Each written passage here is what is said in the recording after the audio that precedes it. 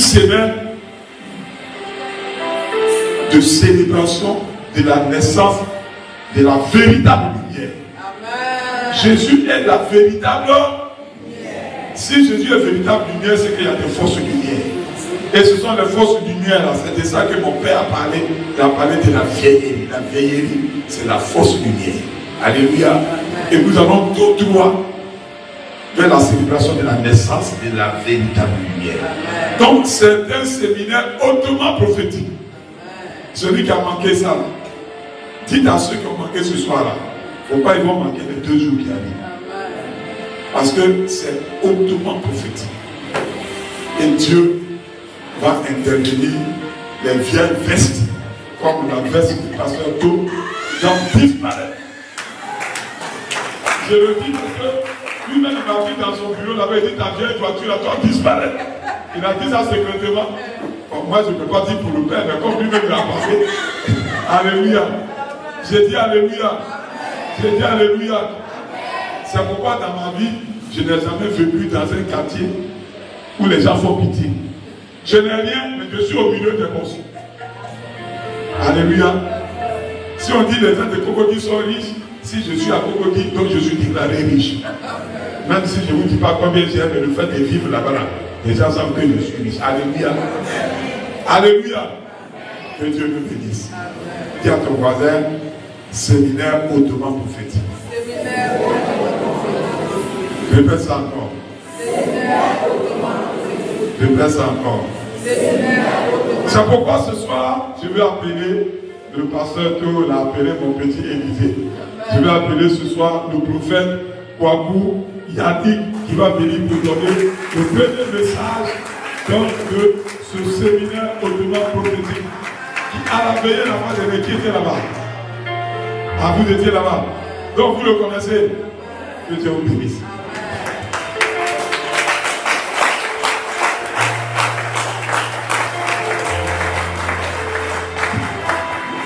Alléluia. Que Dieu nous bénisse. Baissons la tête, on va recommander ce temps au Seigneur. Père, nous te rendons grâce, nous te disons merci pour cet instant que tu permets. Conduis-nous, pas nous, oriente-nous, et nous te rendons toute la gloire au nom de Jésus. Amen. Avant d'aller plus loin, je veux ensemble qu'on puisse pousser des cris de joie et saluer, honorer notre papa de la maison. Papa, est-ce qu'on peut bénir le Seigneur?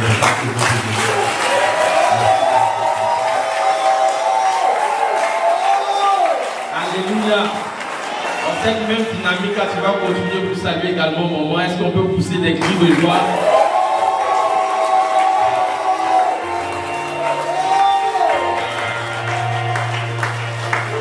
Je bénis Dieu pour tous les pasteurs, les collaborateurs de papa, et je veux également qu'on puisse bénir le Seigneur pour la vie de mon père, l'évangéliste Dido qui est avec nous. On peut acclamer le Seigneur pour papa.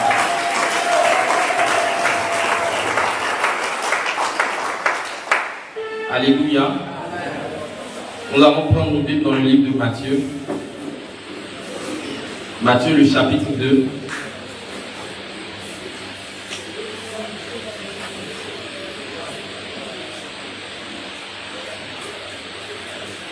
On peut avoir un lecteur avec nous, s'il vous plaît. Matthieu, le chapitre 2. On va commencer au verset 1.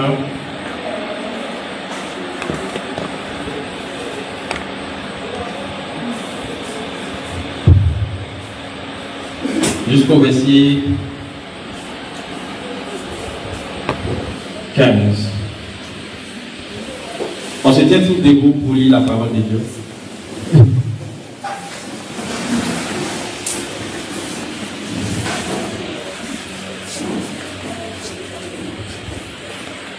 Matthieu, le chapitre 2, verset 1er. Jésus étant né à Bethléem, en Judée, au temps du roi Hérode, voici des mages d'Orient arrivèrent à Jérusalem et dirent: où est le roi des Juifs qui vient de naître?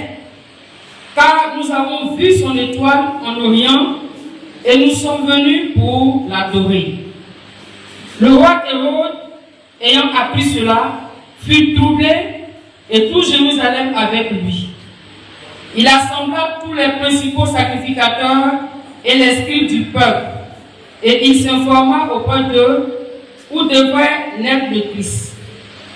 Il lui dit à Bethléem en Judée, car voici ce qui a été écrit par le prophète.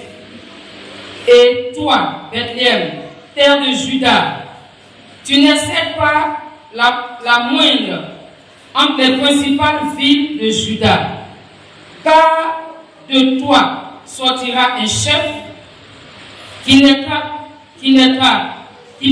Israël, mon peuple.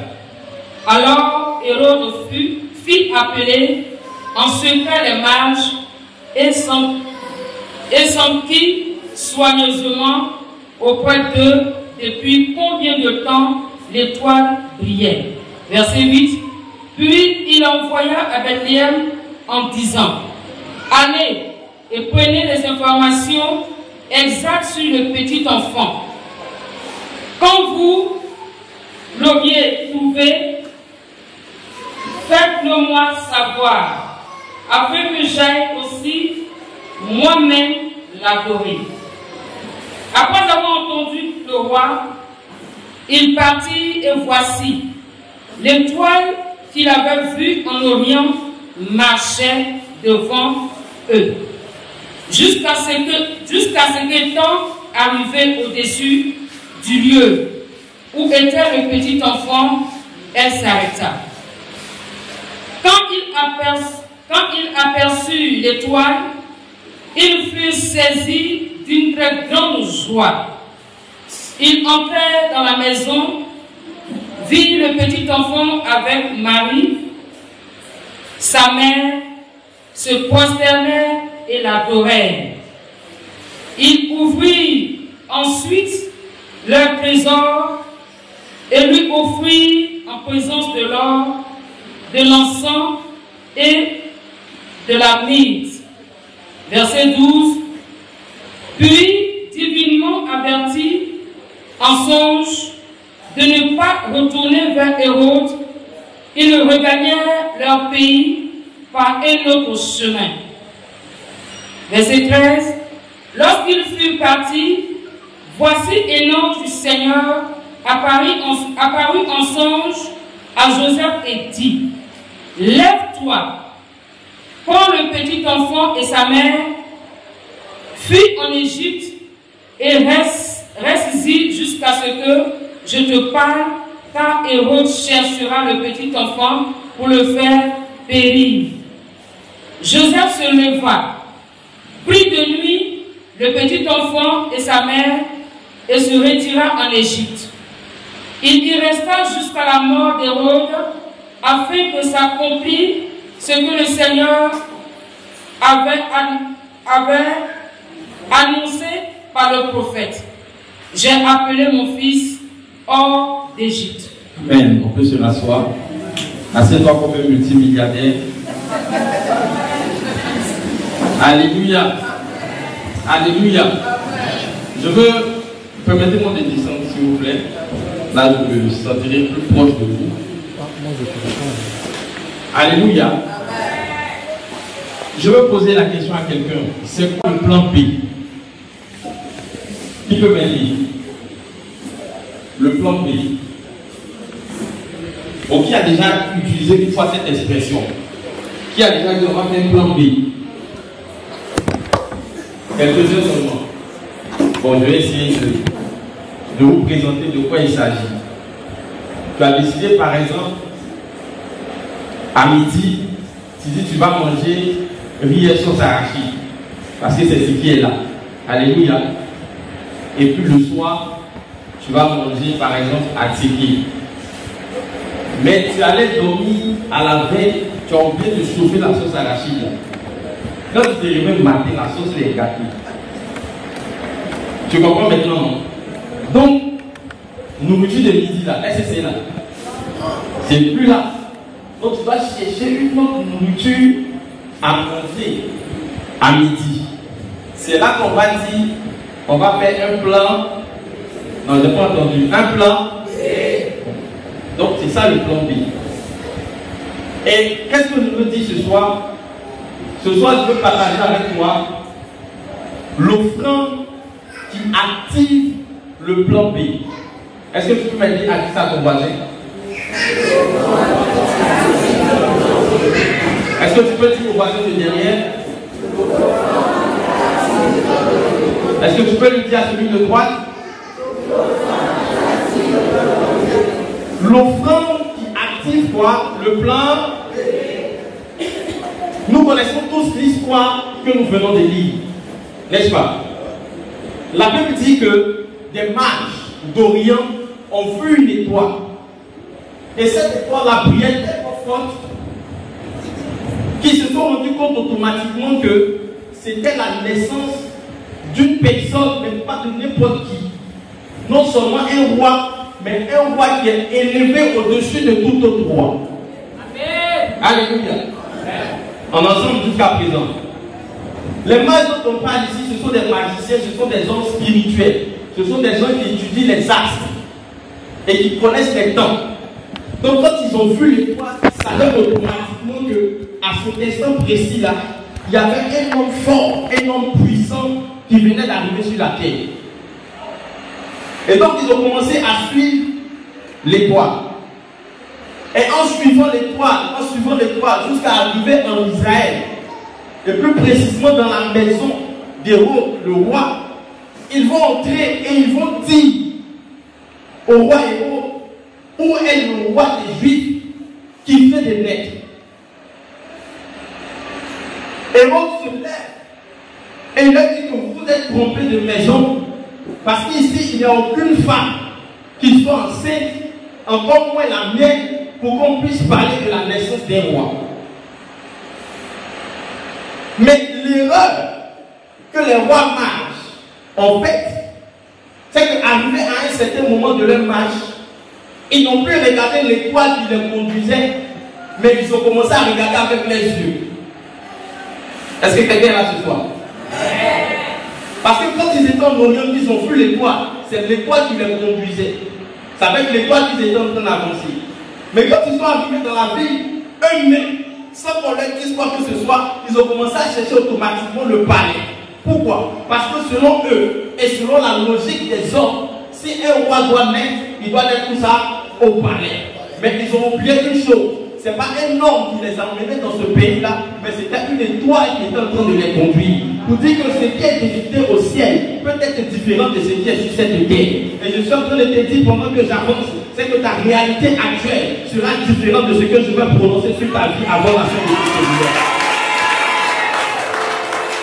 Ils ont pensé que le roi qui devait naître doit naître forcément dans le palais royal. Parce que humainement parlant, c'est logique que le fils du roi soit dans le palais. Mais quand ils arrivent dans le palais et qu'ils demandent où est le roi du juif qui vient de naître, parce qu'on veut le célébrer, ils se rendent compte qu'il n'y a personne dans le palais. Ils se rendent compte que le palais est vide. Ça, c'est la première réalité qu'ils ont eu à faire. Et la Bible nous fait comprendre quoi? La Bible nous dit que le roi était troublé. Tout Jérusalem avec lui était troublé. Et il s'est levé, il a pris les scribes. Et quand il a pris les scribes, il leur a demandé, il a saisi les sacrificateurs. Il dit, qu'est-ce qui se passe? Pourquoi des étrangers viennent nous parler d'un roi? Est-ce qu'on a dit quelque chose par rapport à ça? Et les gens vont commencer à fouiller dans les Écritures, les gens vont commencer à fouiller dans les textes, ils vont dire effectivement, ils ont dit quelque chose par rapport à ça. On a dit que le roi des Juifs doit naître et il doit naître à Bethléem. Alléluia. Alléluia. J'ouvre une parenthèse et je dis quelque chose à quelqu'un. Le palais était calme, tout Jérusalem était en train de dormir. Il a fallu qu'on puisse aller regarder dans ce qui était écrit pour annoncer qu'un roi venait d'arriver. Je dis que ce soir, quelqu'un va regarder sur ta vie ce qui est écrit pour pouvoir manifester un témoignage puissant pour quelqu'un qui me dit Amen. Alléluia.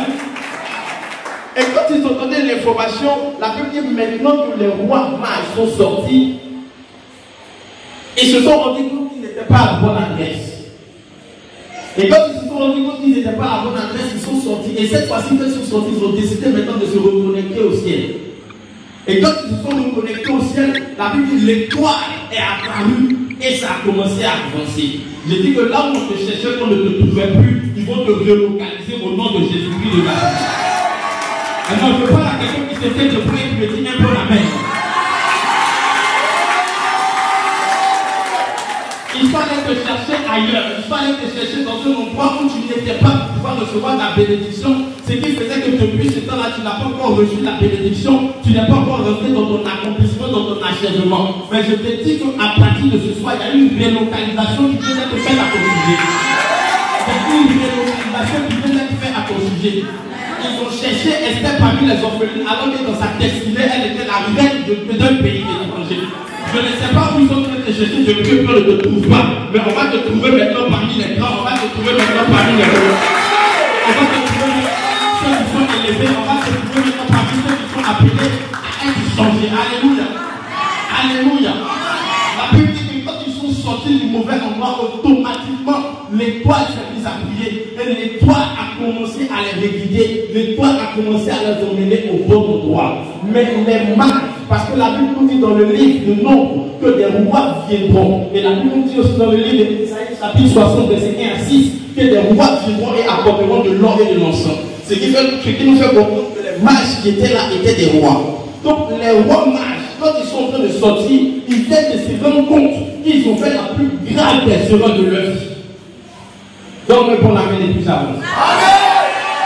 Ils viennent de se rendre compte qu'ils ont fait la plus grave des erreurs de leur vie. Mais quelle était cette erreur? Ils sont allés voir un roi pour dire au roi qu'il y a un autre roi qui vient de guerre. Donc ils viennent de dire au roi que toi ton trône sera annulé et quelqu'un d'autre va prendre ta place. Je prophétise de cette parole. Je prophétise qu'à partir de ce soir, la place qui n'est pas occupée sera retrouvée pour la provisoire.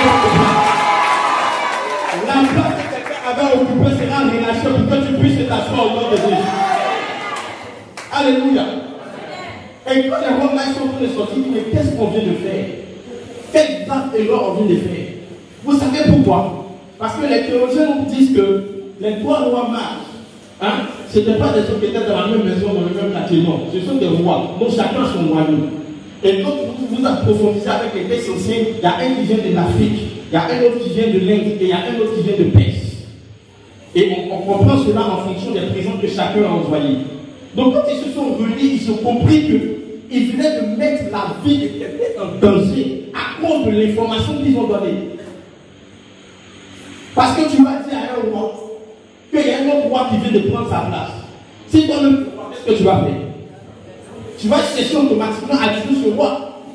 Or, eux se sont déplacés. Ils ont marché, je ne sais pas combien de jours, pour venir voir ce roi. Donc, automatiquement, ils se sont rendus compte qu'ils ont mis la vie de ce roi en danger. À cause du seul fait qu'ils ont parlé à la mauvaise personne. Depuis le début de l'année, plusieurs personnes n'arrivent plus à avancer, n'arrivent plus à évoluer, parce que le plan A, le plan qui devait suivre, le plan que tu avais prévu pour eux, elles ont ouvert la bouche et elles ont dit ces choses à des personnes et aujourd'hui elles sont bloquées.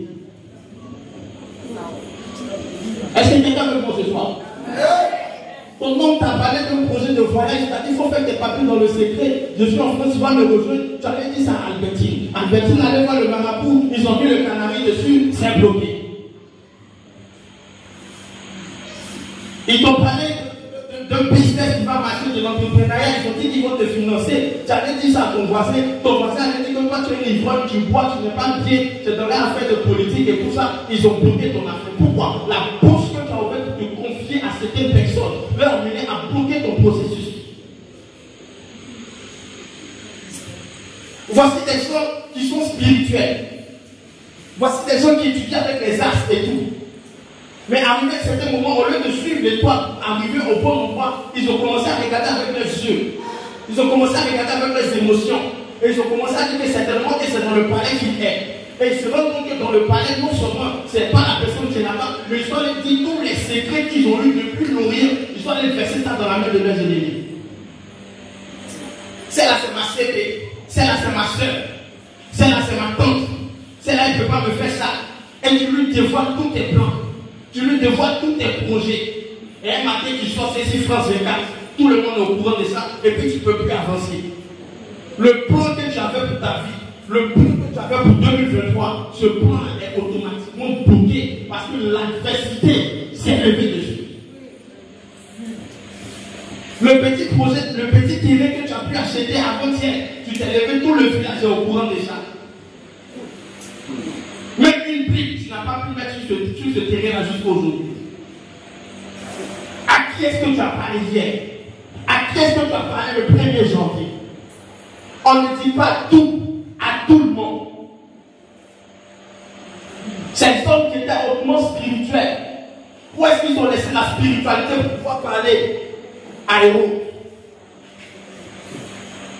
Parce qu'à un certain moment, ils se sont déconnectés des choses du ciel et ils ont commencé à regarder les choses d'en bas.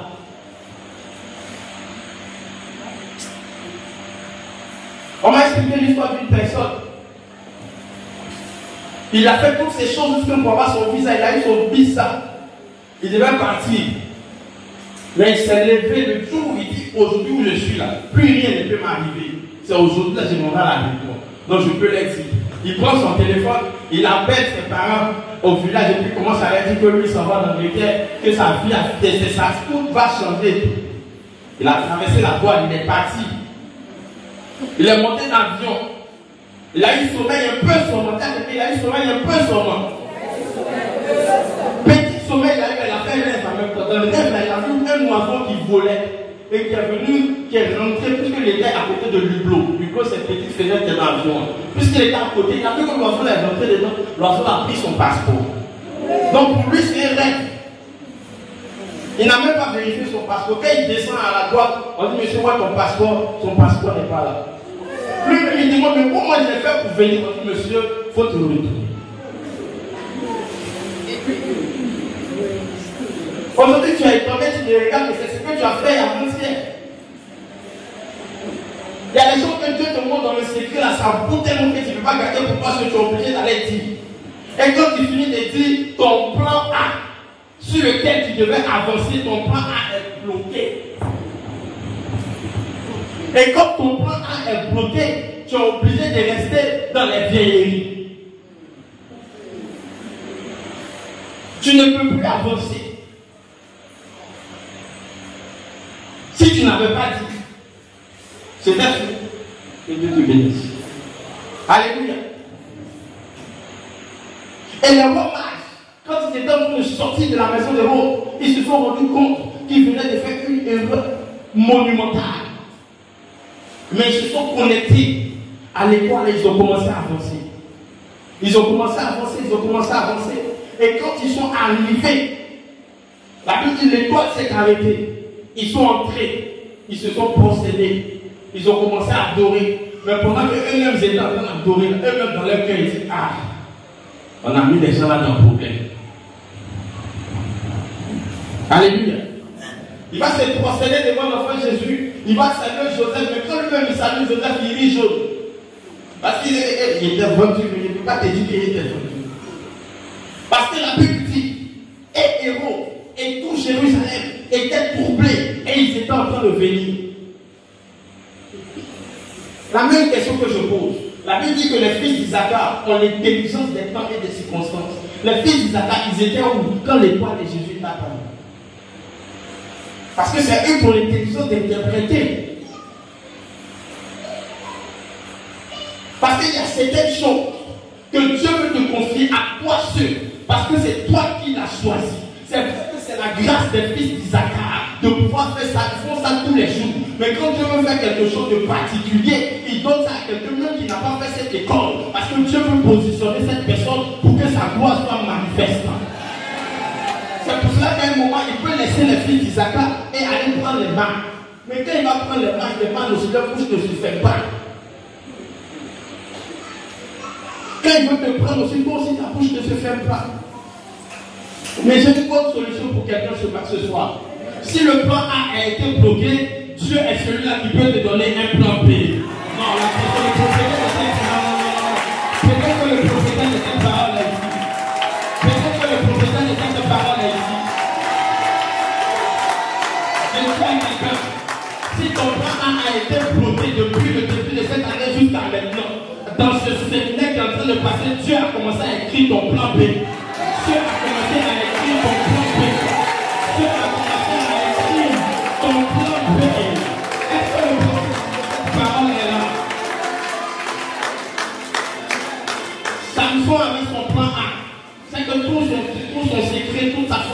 ses cheveux.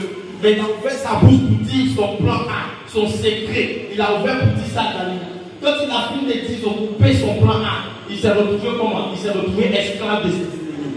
Mais pendant qu'il était esclave de ses ennemis, la grâce l'a relocalisé, il a pu se reconnecter au ciel. Et Dieu lui a donné un plan B. Ses cheveux ont commencé à pousser. Je te vois en train de pousser là où on t'avait coupé. Je te vois en train de pousser là où on t'avait coupé. Je te vois en train de pousser là où on t'avait coupé. Et voici le secret maintenant.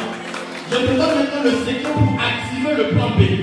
Le secret pour activer le plan B, c'est que quand les rois mages sont rentrés dans la présence de Jésus, il dit tu mérites toute adoration, tu mérites toute la gloire. Moi j'ai quitté l'Égypte pour venir. L'autre dit moi j'ai quitté la peste pour venir. L'autre dit moi j'ai quitté l'Inde pour venir. Mais c'est vrai qu'on a gardé le plan A. C'est vrai que ta vie est en danger à cause de nous. Mais fais quelque chose. Même si tu es bébé, tu peux faire quelque chose. Et pour que tu puisses faire quelque chose, on n'est pas venu les bras ballants. On est venu avec notre offrande. Moi je suis venu avec mon ordre. Moi je suis venu avec mon ensemble. Moi je suis venu avec mes billes. L'offrande qu'ils ont déposée a amené le ciel à s'ouvrir et a développé le plan béni. Et que l'offrande de l'Église a ouvert le plan béni. Est-ce que quelqu'un avec moi? Est-ce que quelqu'un avec moi?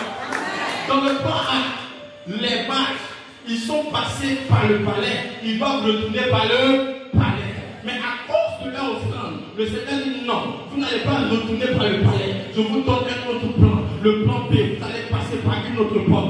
Les ennemis t'attendaient à la porte de l'échec, mais Dieu ouvre la porte du succès. Ils t'attendaient à la porte de l'honneur, mais Dieu ouvre la porte de la résurrection. Ils t'attendaient à la porte de la maladie, mais Dieu ouvre la porte de la guérison. Est-ce que le propriétaire de cette parole est avec moi ce soir? Est-ce que le propriétaire de cette parole est avec moi ce soir? Quand je le fais mort, ils ont fermé presque toutes les portes. Quand je le fais mort, ils ont fermé presque toutes les portes. Ils ont fermé la porte des disciples. La Bible dit que les disciples étaient enfermés dans la salle, ils ne pouvaient pas sortir. Ils ont fermé la porte des peuples. Chacun était parti là où il voulait. Ils ont fermé la porte des marchands.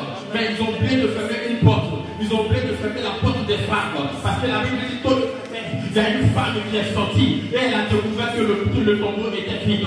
J'ai dit, ils ont fermé la porte du travail. Ils ont fermé la porte des connexions. Ils ont fermé la porte des avancées. Ils ont fermé la porte de tout ce qui te permettait d'être heureux. Mais ce soir, Dieu ouvre une porte nouvelle pour toi. Dieu ouvre la porte du plan B. Dieu ouvre la porte du témoignage. Dieu ouvre la porte de la résurrection. Est-ce que quelqu'un avec moi?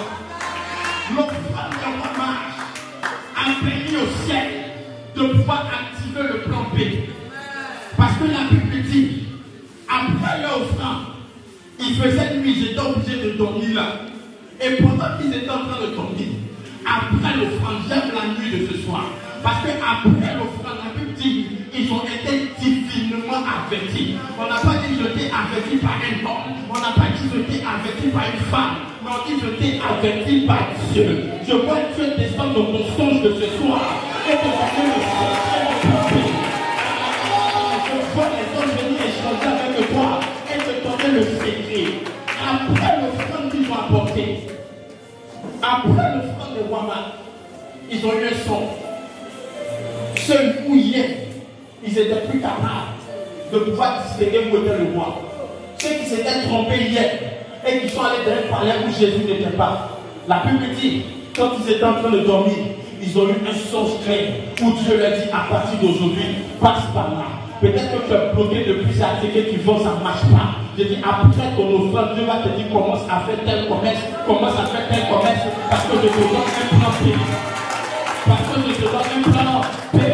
Mais ce n'est pas encore fini. La Hérode arrive. La Bible dit que tout Jérusalem est troublé. Hérode vient avec son armée. Hérode vient parce que Hérode a reçu l'information du plan A. Que le roi est où ça? À Bethléem. Donc Hérode a reçu l'information du plan A. Donc quand Hérode sait que le roi est à Bethléem, Hérode vient avec toute son armée où ça? À Bethléem. Mais ce qu'il a oublié, c'est qu'ils ont déposé une offrande. Et cette offrande permet au ciel qui est ouvert de dire à Joseph, lève-toi la nuit, n'attends pas demain, lève-toi la nuit, il faut quitter Bethléem et il faut aller en Égypte. Je te vois quitter Bethléem pour aller en Égypte. Je te vois quitter cette maison pour aller dans une autre dimension. Je te vois quitter cette famille libérale qui te fatigues pour aller dans une autre dimension. Je te vois quitter cette amie connaissances qui te fatiguent tous les jours pour aller dans une autre dimension. Lève-toi et fais 3 pas en avant, tu rentres en Égypte comme ça. Lève-toi et fais 3 pas en avant, tu rentres en Égypte comme ça. Dieu va se mettre en marche pour ta vie. Est-ce que quelqu'un peut me donner un bon amen?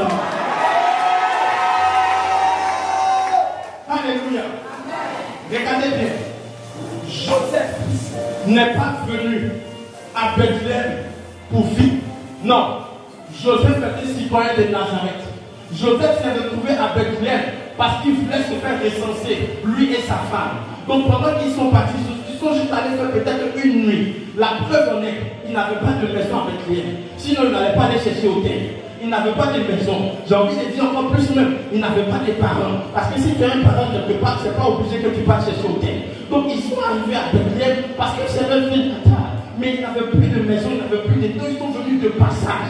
Ils n'ont pas trouvé, ils étaient en train de dormir où ça? Dans une bergerie. Mais Dieu lui a dit, cette nuit-là, sors de Bethléem. Mais Dieu, je vais sortir comment? Il n'y a pas l'argent. Je ne suis pas venu avec mes économies. Je ne suis pas venu avec quoi que ce soit. Mais l'offrande que les rois mages ont donnée a permis à Joseph de pouvoir se retrouver en Égypte. Il était venu dans une ville, mais Dieu l'a emmené dans une autre nation. Peut-être que toi, tout ce que tu cherches, c'est d'avoir seulement un travail. Mais Dieu va te donner d'être propriétaire d'une entreprise et d'embaucher des gens. C'est seulement d'avoir un seul enfant. Mais Dieu va te donner des enfants intelligents. Des enfants qui vont faire ta renommée. Des enfants qui vont t'emmener au-delà de ce que tu pensais. Tout ce que Anne voulait, c'était d'avoir un enfant. Mais ce que Dieu voulait donner à Anne, c'était d'avoir un enfant, mais qui est prophète et dont aucune parole ne tombe. Un prophète qui pointe des rois. C'est que tu demandes des petits par rapport à ce que Dieu va te donner. Est-ce que tu as compris? Mais revenons un peu sur cette offrande qui a activé le plan B. Ce n'était pas une petite offrande. Dis à quelqu'un, ce n'était pas une petite offrande. Parce que très souvent, quand on parle sur l'offrande, on ne parle pas des offrandes ordinaires, mais on parle des offrandes qui bouleversent les ciels. Ce sont ces gens d'offrandes qui sont capables de produire un plan B là où le plan A est perdu. La première des offrandes qu'ils ont appelées, c'était quoi? C'était l'or. Or, quand on parle d'or, on parle de royauté. Donc quand ils ont envoyé l'or, ils étaient en train de dire, je comprends et je témoigne et je reconnais que tu es le roi élevé au-dessus de tout. Et l'or va être à tes pieds. Plusieurs personnes apportent des offrandes, mais ils n'apportent pas le caractère de la royauté. Parce que si tout de suite, il était déjà de faire une offrande, en fonction de la manière de charger, là tu vas me regarder et tu vas me faire l'offrande. Mais si le président Assad te dit viens faire l'offrande, tu vas chercher avec toi, c'est quelle maison de ton village là-bas tu peux vendre pour venir faire l'offrande. Pourquoi? Parce que tu dis que c'est à ça, c'est vrai mais c'est faux. Donc en fonction de la personne à qui tu vas donner, ton offrande change. Parce que tu sais que voici l'enfant, il a donné 1 million au frère, est-ce qu'il a pleuré? Il n'a pas pleuré. Si c'était l'anniversaire de quelqu'un, il allait donner 100 000 bêtises. Mais comme il savait qu'il était en train de donner ça au président, quand il a fini de donner le jour de son anniversaire, lui, vous avez vu ce qu'il a reçu. Donc quand tu sais que tu vas donner une offrande à un roi, mon frère, ce n'est pas un billet de 500 d'une vieillerie que tu donnes. Non. C'est une offrande qui a une connotation d'or. Aujourd'hui, on pèse tous les pays en fonction de l'or qu'ils ont. C'est l'or qui détermine leur monnaie. Si tu n'as pas d'or, ta monnaie descend. Donc les mages disent, celui dont on a vu l'étoile, ce n'est pas n'importe quelle étoile. C'est une étoile qui brille le matin. C'est une étoile qui brille la nuit. Donc, or qu'on va envoyer à ce monsieur-là, ce n'est pas un lingot qu'ils sont allés donner. Non, non, non. C'est de l'or en quantité très massive qu'ils ont déposé devant eux. La deuxième offrande qu'ils ont apportée, vous savez, c'était quoi? C'était l'encens. La Bible dit dans Psaume 141, verset 2, David dit que ma prière soit devant toi comme l'encens. Pourquoi? Parce que l'encens a une connotation spirituelle. L'encens fait attrait à la divinité. Et l'encens emmène le parfum. Et le parfum monte comme la prière. Souvenez-vous, la Bible déclare qu'après le déluge, Noé a fait une offrande. Et quand il a fait une offrande, il y a un parfum qui est monté au ciel. Il y a des offrandes qui sont comme des parfums qui emmènent tous des sujets de prière depuis la terre jusqu'au ciel. Et Dieu, à cause du parfum que tu as fait monter, est obligé de te donner un exaucement. Est-ce que vous êtes avec moi? Les mages sont des personnes très spirituelles. Donc ils apportent l'encens pour lui dire qu'on reconnaît qu'en toi, il n'y a pas seulement la royauté, mais il y a aussi la divinité. Et cette divinité-là est capable de changer notre situation. Et cette divinité-là est capable de pouvoir affronter Hérode qui est en train de venir contre nous. Non, c'est encore fait qu'on amène. Est-ce que vous êtes avec moi? Et le dernier caractère qu'ils apportent comme offrande, c'est quoi? C'est la mine. En Israël, on prend la mine pour embaumer le corps des morts. Donc quand ils apportent la mine devant le Seigneur Jésus, il vient de lui dire, quand on envoie l'or, on dit que tu es roi. Quand on envoie l'encens, on dit que tu es divin. Mais quand on envoie la mine, on dit que tu vas mourir. On dit que tu es montagne. Mais on sait que quand tu vas mourir, ce n'est pas pour quelqu'un que tu viens pour mourir, mais c'est pour nous que tu viens pour mourir. Donc son offrande était en train de parler. Pour dire que voici ce qu'on va prendre pour embaumer ton corps. Parce que c'est sur moi que ça va revenir. Les rois, ils ont quitté leur pays pour venir voir le roi là. C'était pour faire quoi? C'était pour faire allégeance. C'était pour faire alliance. C'était pour entrer en connexion. Parce que ce sont des rois. Donc ils savent, ils se disent, si notre royaume est attaqué un jour, celui qui est roi pourra venir nous défendre un autre jour. Mais quand on est entré en alliance avec lui, il faut qu'on lui apporte ce qu'on a de plus cher et de plus précieux dans notre pays, afin que lui et nous puissions être en parfaite connexion. Et quand Dieu a vu ça, il dit non, vous n'allez pas vous perdre. Et moi je ne veux pas mourir. Ouvrons le plan B. Et quand le plan B arrive, Jésus se retrouve en Égypte. Mais dites-moi, il est resté en Égypte combien de temps?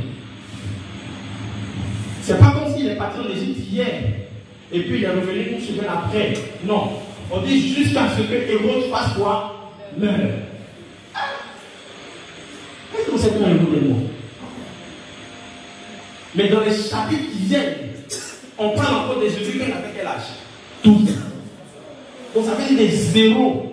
J'ai envie de parler comme quelqu'un. Des 0 ans jusqu'à 12 ans. Jésus était où? En Égypte. Ils ont mangé comment? Ils ont bu comment? Ils se sont habillés comment? Ils se sont vêtus. L'offrande qu'ils ont apportée ont permis à l'œuvre de Dieu de pouvoir avancer. Ont permis au corps de Christ d'être entretenu. Ton offrande doit travailler dans la maison de Dieu pour que Dieu puisse travailler. Quoi ton plan B? La personne n'est pas ici. La personne, vous êtes la personne n'est pas ici. C'est pour cela que moi je me prépare à apporter une offrande qui va activer mon plan B. Ce n'est pas une petite offrande que j'apporte, mais c'est une offrande de qualité, c'est une offrande de don que je vais déposer devant le Seigneur. Pour lui dire qu'il faut que les choses changent. Dieu n'a pas attendu 5 jours, 6 jours. Non, c'est la même nuit là que tout s'est passé. Dès qu'ils ont déposé l'offrande, on dit vous ne passez plus ici, passez là-bas. Joseph, Marie, levez-vous, allez en Égypte. Est-ce qu'il y a quelqu'un avec moi? Il y a ton voisin l'offrande qui active le plan B.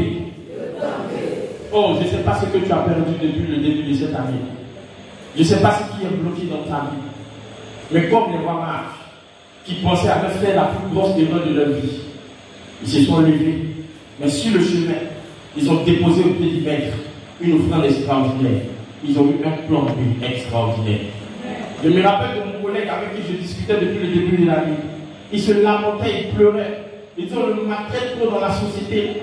Il ne sait pas comment ça se passe. Il souffre seulement. Il dit Dieu va faire pour toi. Dieu va faire pour toi. Dieu va faire pour toi.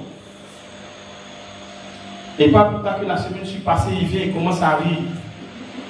Et il dit pourquoi? Il dit votre pays il fait trop chaud ici. Il dit il y a quoi encore? Quand le Seigneur veut mourir, il dit fait chaud. Il dit non, votre pays il fait trop chaud ici. Il dit il y a quoi dans notre pays là? Il dit je viens d'avoir mon visa pour la France. Il y a une société qui m'a débauché en France. Alléluia. Je bénis Dieu pour tout ce qu'il a fait pour ceux qui ont commencé le début de l'année. Mais nous qui sommes en train de finir là, Dieu aussi a réservé quelque chose pour nous. Parce qu'il est possible que Jésus puisse rentrer à Jéricho et il va visiter Zachée. On bénit Dieu pour le témoignage de Zachée. On dit un fils d'Abraham était perdu, il a été retrouvé.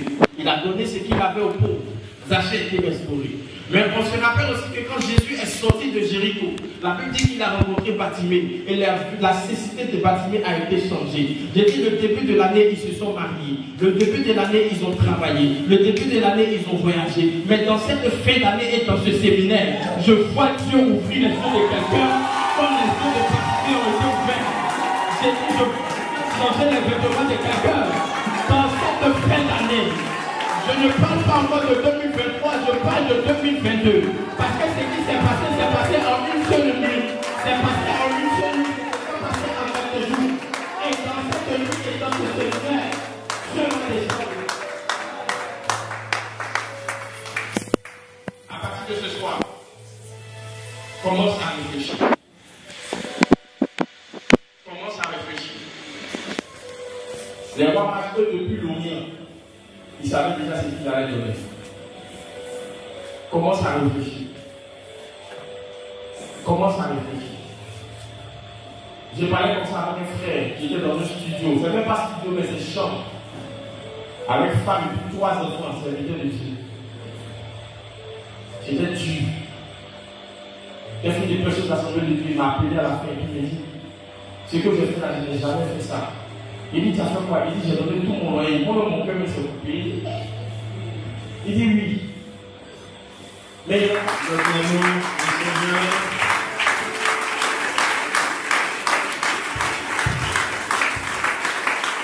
Alléluia. Nous attendons plus fort le Seigneur.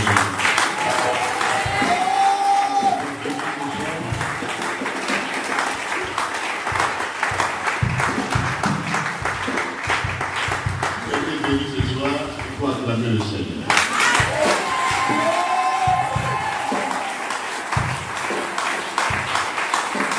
Alléluia.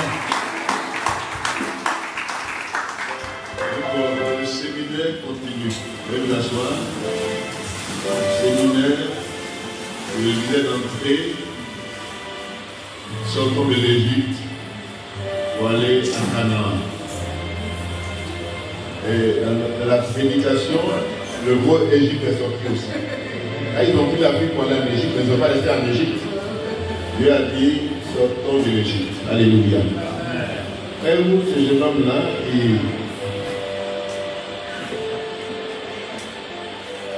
il vit ce qu'il enseigne. L'évangile du Bézard, il est enseignant de profession. Il n'est pas encore à plein temps. Son fils aussi. Il travaille dans une entreprise. Son collègue a été débauché. Mais lui-même là, c'est un prophète reconnu.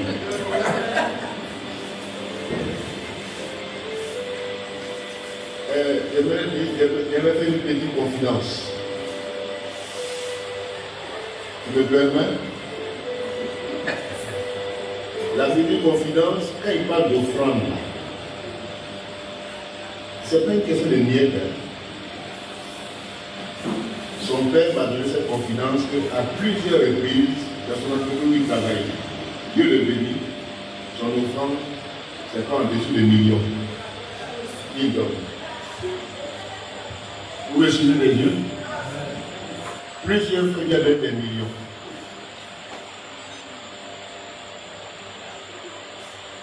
Quand Dieu le bénit dans son entreprise, et son salaire a été multiplié par 43. Son salaire a été multiplié par 43. Donc, voyez-vous, l'offrande qui active le plan B. Ce n'est pas nos billets de 500 qu'on a l'habitude de tout le temps. Là. Finalement, on dirait qu'on est devenu vendeur de tabac.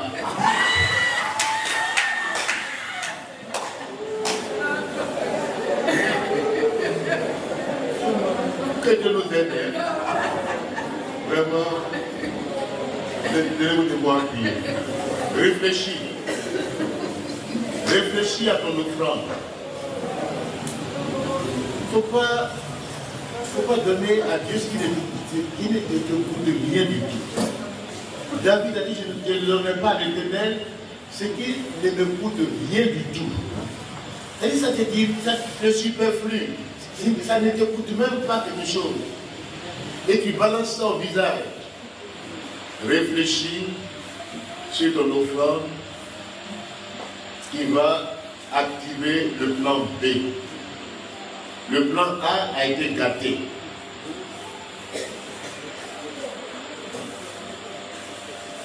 Par notre propre faute. Je n'ai pas revenu là-dessus. Mais Dieu va activer le plan B. Réfléchis dans cette semaine. Ce séminaire-là est un séminaire de fin d'année. Et il y a des choses que Dieu a fait la dernière. Dieu est le Dieu de la dernière heure. Tu m'entends ce soir? Dieu est le Dieu de la dernière heure. Même à minuit du 31, Dieu peut faire le miracle. Donc ceux qui ne sont pas venus ce soir, il faut leur dire. Pharaon a dit à Moïse, laisse tes biens en Égypte. Va adorer Dieu. Maintenant, il va adorer Dieu comment? Sans donner à Dieu. Les mâles vont adorer Dieu comment? Moïse a dit non. Pharaon, tu te trompes. C'est ça qu'on va prendre pour offrir à Dieu des sacrifices qui vont nous aider à déblayer le chemin de Canaan. Ce soir, nous ne t'empêche pas de donner à Dieu. Dieu, il est prêt à faire de nouvelles choses dans ta vie. Dieu va changer ton statut, ta situation. Dieu est décidé à le faire. Même à la dernière minute de cette année, Dieu est capable d'opérer le miracle. Donc mets Dieu à l'épreuve et tu verras ce qu'il est capable de faire.